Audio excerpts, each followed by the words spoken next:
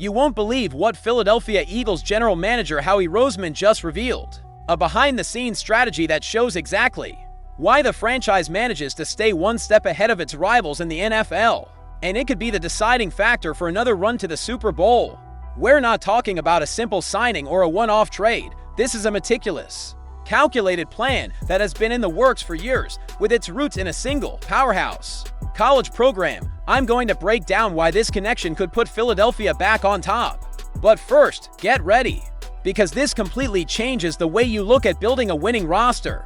Last Thursday, as usual, Nick Sirianni kept most of his starters off the field. Saquon Barkley didn't play, nor did several key offensive pieces. Even so, the Eagles' backfield became the center of attention, and it's giving the coaching staff a good kind of headache ahead of final roster cuts. Naturally, eyes turned to quarterback Tanner McKee, who, with impressive command and composure, led some analysts to suggest he could be starting for at least 5 teams in the league right now. But the real highlight came from the running backs, a position group that initially didn't seem like it would bring much drama this preseason.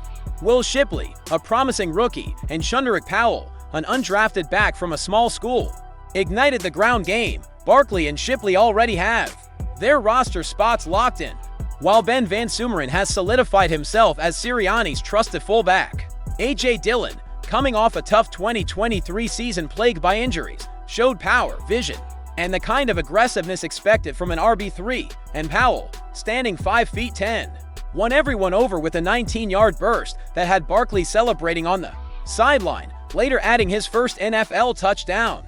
A special moment capped by Barkley retrieving the ball. Initially, the plan was for Powell to spend 20-25 on the practice squad, but after averaging 5.3 yards per carry on 6 attempts, that strategy might already be out the window.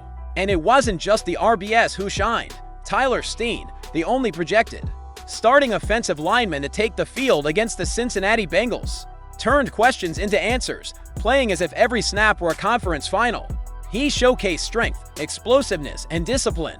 His monster block on a 38-yard run by Shipley drew applause and made it clear that his physical and technical preparation has improved significantly after a healthy offseason. Johnny Wilson, the 6'5" inches wide receiver, also proved that size and aggression still win games. He racked up 3 receptions for 73 yards in the first half, all of them in contested situations with technique and fearlessness.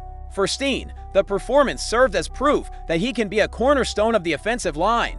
For Wilson, it was a warning to opposing defenses. Facing a physical and smart receiver is a constant challenge, but what truly stole the show was Howie Roseman's revelation, the ongoing bet on the Georgia Bulldogs. Year after year, Philadelphia invests heavily in talent from this college program.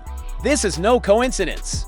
Roseman explains that Georgia athletes arrive NFL ready because they've already competed together, under maximum pressure, with chemistry, sharp communication, and a winning mindset.